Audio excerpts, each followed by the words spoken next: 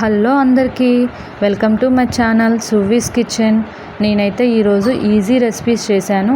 అదేదో కాదండి, summer special mango kulfi.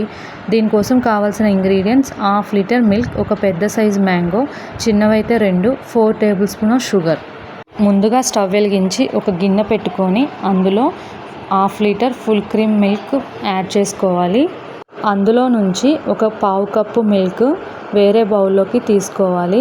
ఎందుకంటే అందులో ఒక table spoon mango flavour custard పౌడర్ని యాడ్ చేసుకోవాలి. లంప్స్ లేకుండా నీట్గా మిక్స్ చేసుకొని పక్కన ఉంచుకోవాలి.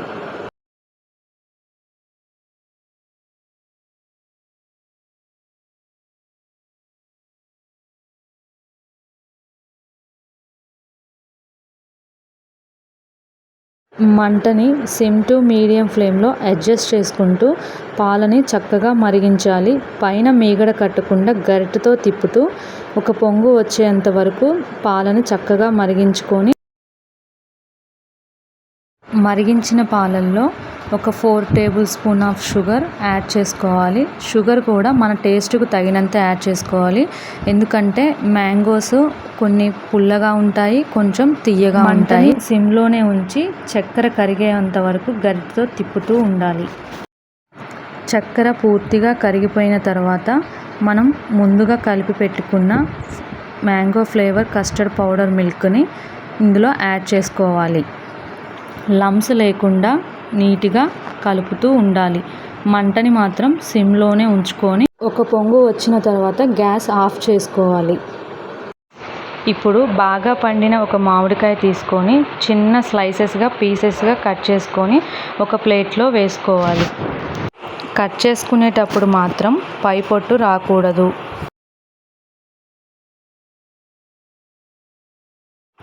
మనం ముందుగా కట్ చేసిన ముక్కలన్నిటినీ ఒక మిక్సీ బౌల్ తీసుకొని అందులో వేసుకోవాలి.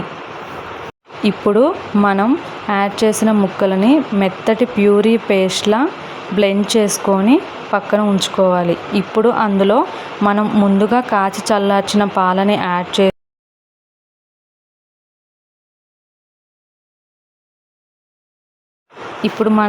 చేసిన పాలని మరొకసారి బ్లెండ్ చేసి మెత్తటి ప్యూరీ పేస్ట్లా రెడీ చేసుకోవాలి. మ్యాంగో ఐస్ క్రీమ్ రెడీ అయినట్టే. ఇప్పుడు మనం టేస్ట్కు తగ్గట్టు షుగర్ని అడ్జస్ట్ చేసుకోవాలి.